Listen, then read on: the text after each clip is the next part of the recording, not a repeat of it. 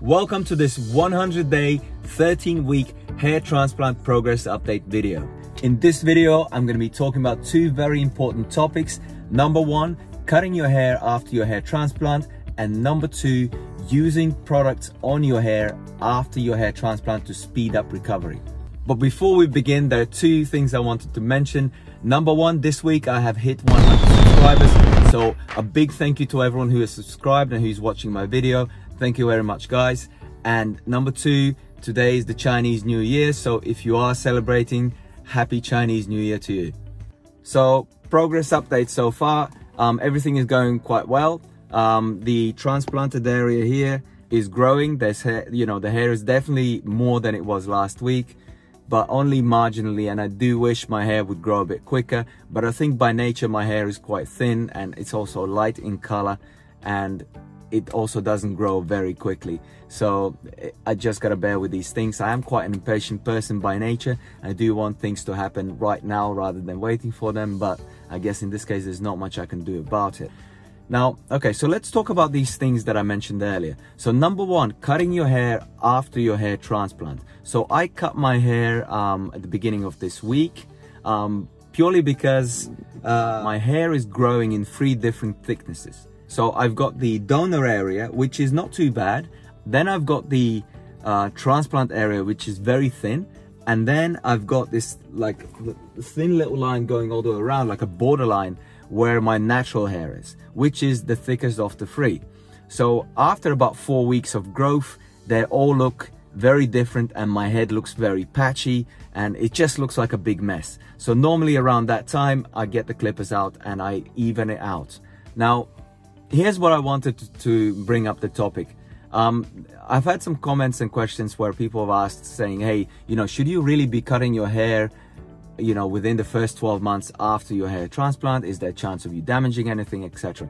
So I've done some research on this earlier on, and if you search the topic on Google, you will get, a huge variety of different answers where some people say, no, 12 months, don't touch your hair. Some people say 6 months, some people say 3 months. There's some websites said 2 weeks.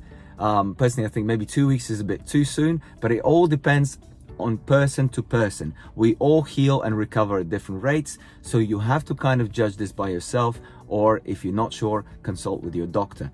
Now, here's how I understand it, and here's how I thought it through before I cut my hair. My doctor said 30 days after the transplant, the hair grafts that were transplanted have fully healed and you can go back to your normal daily routine and do whatever you do normally. Cool. So to me, that means if I need to have a haircut, I can cut my hair 30 days after the transplant. And to be honest, once the grafts have grown in and healed, there isn't really anything that should stop you from cutting your hair. The only thing you should avoid is, like, I would not use like rusty razors or, rusty clippers to start scratching my head up.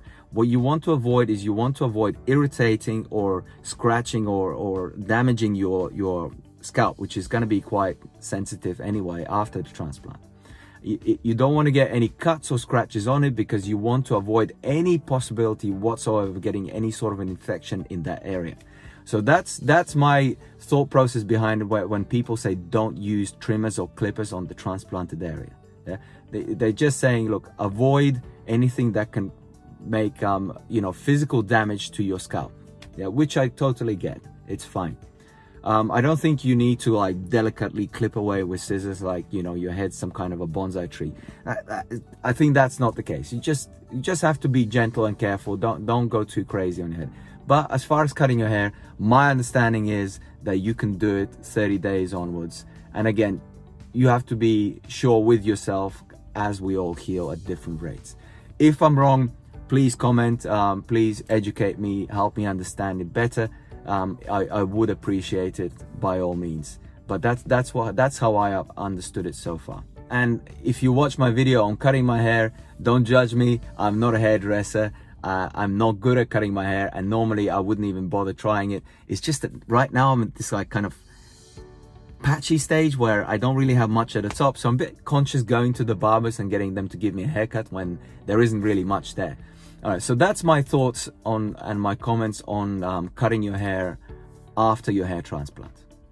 So number two, I wanted to talk about using products. And this again, because I think right now I've entered a whole new stage of, hair transplant recovery. I'm now at a stage where I obsess about my hair not growing quickly enough. As I mentioned, I'm a very impatient person, and I want to see results right now, not tonight, not 2 hours later. I want to see them right now. So I start researching, what I could do to speed up the recovery process. And I came across a lot of people who are using like Minoxidil or Rogaine or, other hair recovery products.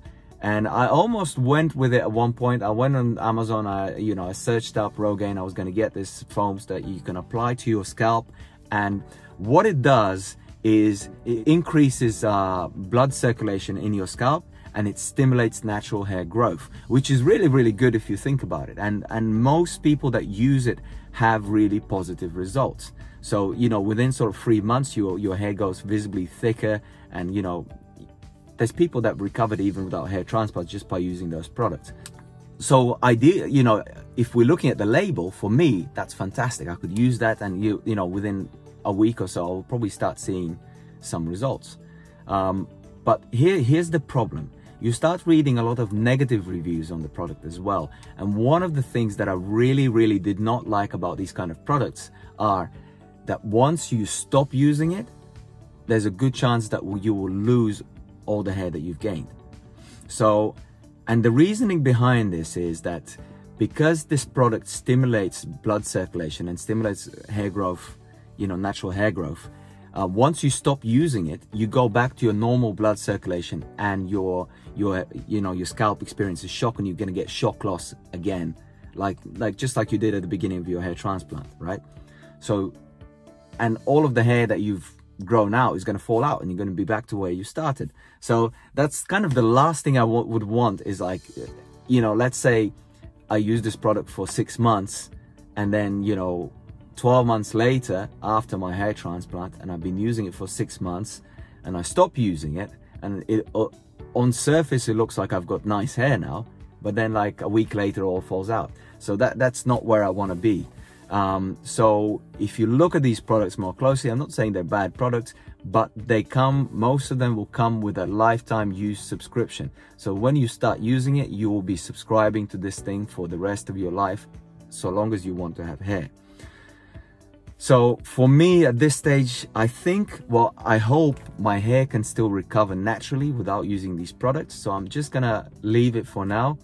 I do have some friends on YouTube who are started to use the products, and I'm gonna follow their channel, and I'm gonna do the sensible thing and watch and see how they progress and how it works out for them. And I think that's the great thing about YouTube and watching other people's videos. Like for example, my hair transplant video, you can watch and you can see what I go through and what are the side effects and what you should and what you should not do before you try to do it yourself. So I'm just gonna do that and sit back and watch somebody else for now, and then later make an informative decision whether I should do it or not. There was an interesting video though from a guy called Matt Dominance. Apologies if I got it wrong.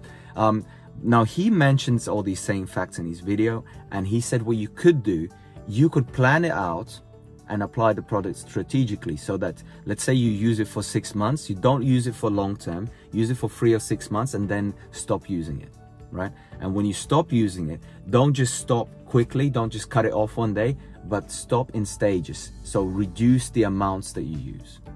Yeah. So maybe that's another way to do it. But again, there's just not enough. I have not seen enough like guaranteed evidence where people say, oh, I've done it using this process and everything's been cool and my hair hasn't fallen out.